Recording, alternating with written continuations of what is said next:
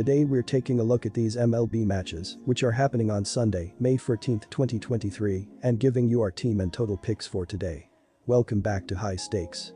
Before we dive into our video, don't forget to subscribe and to push the notification bell so you don't miss any of our videos. Also check out our Patreon if you want access to our premium picks. Our Patreon is a way for us to help you improve your chances of making more money, and if you are interested in props and parlay picks, check out our new channel High Stakes Props and Parlays, where you can find our player props and parlay picks predictions. You will find the link to our Patreon and to our new channel in the description and comments section below. Philadelphia Phillies vs Colorado Rockies. Philadelphia's season has been defined by streaks thus far, especially over the past couple of weeks. Right now they're on another heater, with Friday marking a fourth consecutive win. The starting pitchers have been superb, with all of them handing in quality starts during the winning streak. Aaron Nola can add another after 6.0 strong innings of two-run ball against the Blue Jays in his last start. Nola faced Colorado in the April series, holding them to 3 runs in 7 innings pitched. On the road, Nola has a 4.50 ERA through 5 starts. However, Coors Field notoriously isn't the average road experience for pitchers. Even after losing on Friday, the Rockies were 7-3 to begin May. Considering the team finished April with a 9-20 record, they certainly are welcoming this winning stretch. Kyle Freeland is the starting pitcher for this game, looking to improve upon a strong start to this season. He's posting career bests in H9, BB9, and WHIP through his first 8 starts. The Phillies roughed him up a bit in Philadelphia, scoring 4 runs in the 6.0 innings he pitched off 3 home runs. Freeland also has worse numbers at home, unsurprising considering the environment. He has pitched better in day games this season, with a 2.84 ERA in his 2 daytime starts. If he struggles, a quietly quality bullpen can come in and clean up his mess. Aaron Nola has had issues away from home this season, and Colorado has a ballpark that creates problems for most pitchers. Nola's career numbers in Coors aren't terrible, but it's also a limited sample. Kyle Freeland's career Coors Field numbers aren't great, but this season he's outperforming Nola, even with an unforgiving home park. Both offenses are swinging the bat well, and both teams are pitching well at every level in May. Freeland and Nola should determine this outcome, and Freeland seems like a better bet in Coors.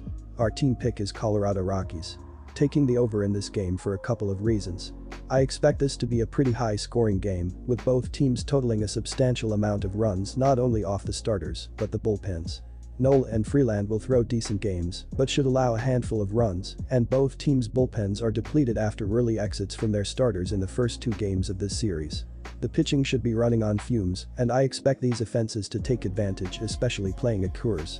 In terms of trends, the Phillies have gone over in Nola's past 4 Sunday starts, as well as in 4 of his past 5 road starts, with a total set over 10.5. Meanwhile, the Rockies have gone over in Freeland's past 5 Sunday starts, as well as in his past 7 starts at home, with a total set over 10.5. For these reasons, I am confident in taking the over for this game. Texas Rangers vs Oakland Athletics. Texas had their chances in the second game of the series Friday night, but let them slip away, allowing the A's to even the series heading into Saturday's action. The Rangers entered Saturday 23-15 on the year and held a 2.5-game lead on the Angels in the AL West race. On Friday night, Texas got 2 hits each from Robbie Grossman, run, 2 RBI, Jonah Heim, run, RBI, and Ezequiel Duran, run, RBI, only to be let down by their bullpen once again. Grossman hit his 4th homer of the season in the loss. Martin Perez didn't factor in the decision as he threw 5 innings, allowing 4 runs on 8 hits with 2 walks and 3 strikeouts. Brock Burke, 2-1, took the loss in relief as he allowed 4 runs, 3 earned, on 3 hits with 1 walk and 1 strikeout over 2/3 of an inning. Oakland rallied to win in walk-off fashion in extra innings in the second game of the series Friday night to even things up heading into the weekend. The A's entered Saturday afternoon in the basement of the AL West with a 9-31 record, leaving them 15 games behind the Rangers for the top spot in the division. On Friday night, Oakland got 3 hits from Esteury Ruiz, 2 runs, 4 RBI, and Nick Allen, run, in the win. Carlos Perez, his 3rd, Ruiz, his 1st, Kevin Smith, his 3rd, and Brent Rooker, his 11th, all homered in the win for the A's, with Rooker's blast a walk-off 3-run shot in the 10th inning. Ken Waldichuk didn't factor in the decision as he threw 5 innings, allowing 4 runs, 3 earned, on 7 hits with 5 walks and 5 strikeouts. Shintaro Fujinami, 1-4, earned his first major league win as he got 2 outs, allowing no runs on no hits with 1 walk and 1 strikeout. While the A's managed to come through with a victory in the second game of the series on Friday night, projecting them to have that kind of power surge again is likely foolhardy. You can't expect the A's to put up 9 runs or hit 4 homers in a contest with any regularity, as they have struggled offensively all season, especially at home. Texas is one of the deepest lineups in the league, and they are a dangerous team offensively.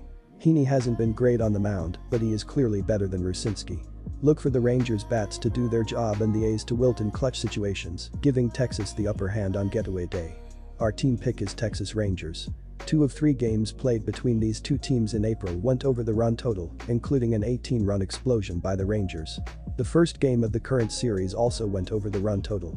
Texas is currently ranked high in several key offensive categories, including first in runs per game, 6.24, sixth in batting average, .264, and fifth in slugging percentage, .440, so they are capable of scoring in bunches, especially against an inferior pitching staff like Oakland's.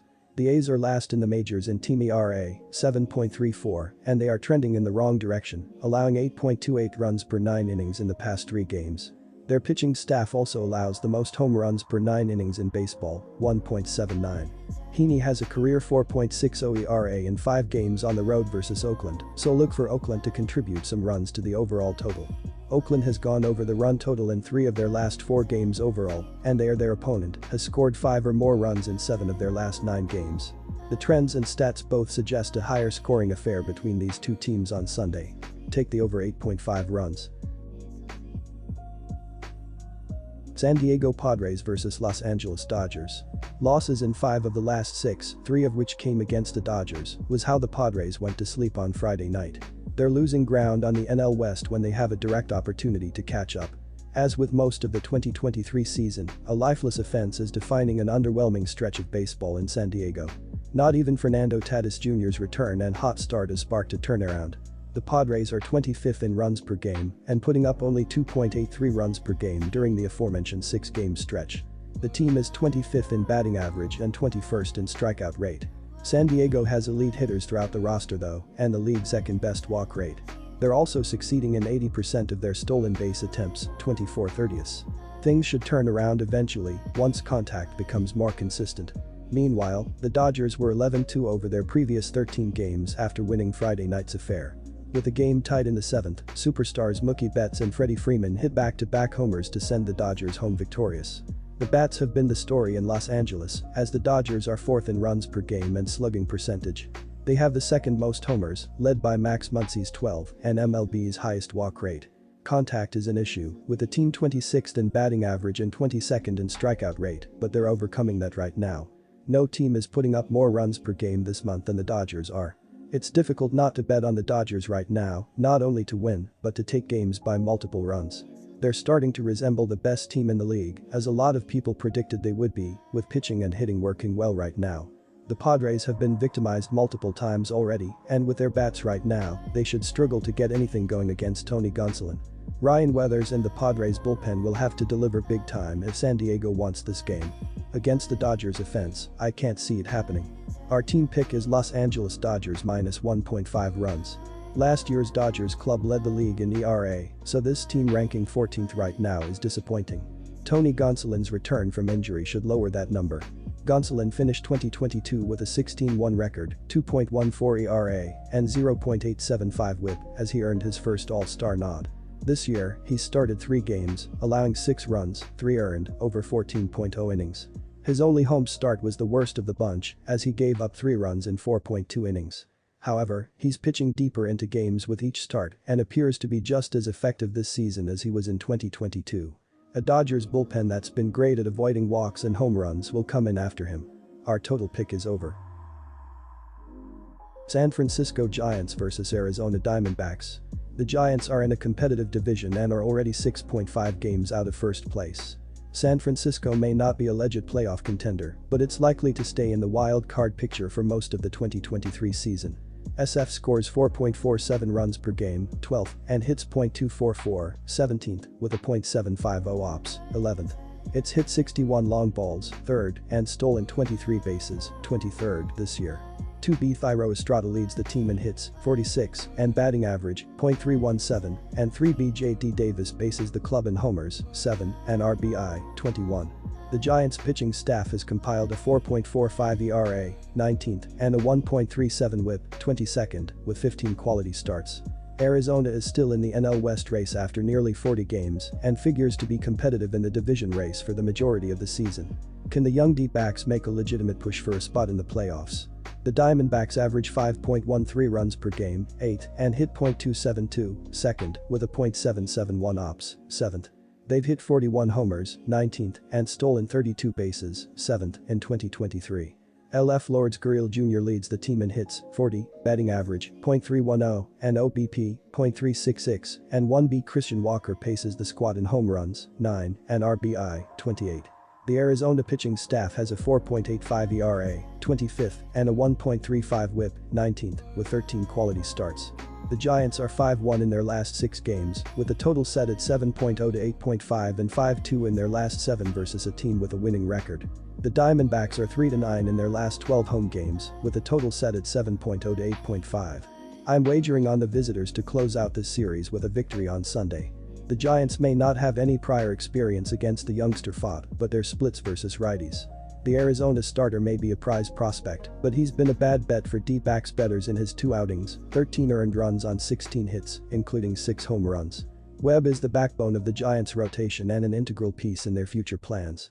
The 26-year-old is 3-2 with a 2.65 ERA and 34 KS in 6 career starts, 34.0 IP, versus Arizona. Our team pick is San Francisco money line. These two scored a total of 8 runs on Thursday and then 12 on Friday. I like this game to lean more toward the later results, mostly given the pitching matchup in this one. Fott has already given up 6 home runs in 2 starts, and the Giants have plenty of power bats in that lineup, so they should be able to pile up some early runs. There have been 38 games between these two teams this season that have gone over, and both sides' offenses have been running strong this season. The over is 5-0 in Webb's last 5 starts on a Sunday, per covers.com, and also 4-1 in the D-backs' last 5 on a Sunday. Take the over.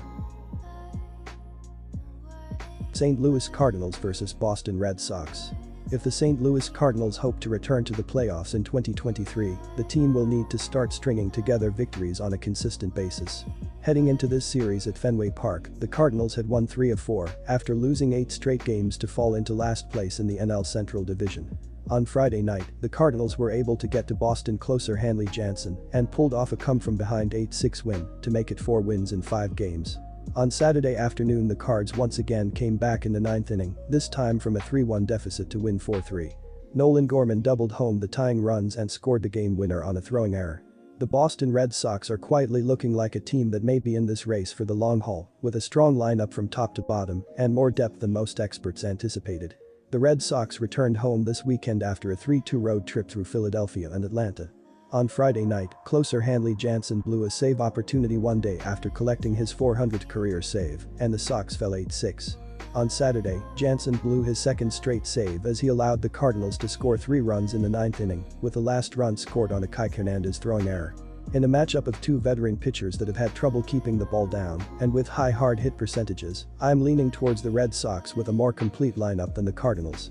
Boston is hitting a robust .296 at home this season, with 29 home runs in 21 games. They also have 86 extra base hits at Fenway Park this season. This game will likely turn into a bullpen battle with both pitchers combining to have 2 quality starts between them. Boston has the edge at the moment with a better bullpen ERA and WHIP than the Cardinals this season. Our team pick is take Boston.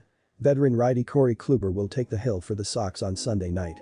Kluber is 2-4 in his debut season with Boston in 7 starts. He has just 1 quality start thus far, with an ERA of 6.29, while allowing 9 home runs already. At home, Kluber is 0-3 in 4 starts with an ERA of 7.71. Kluber's hard hit percentage sits at 45.9%, well above his career average of 33.1.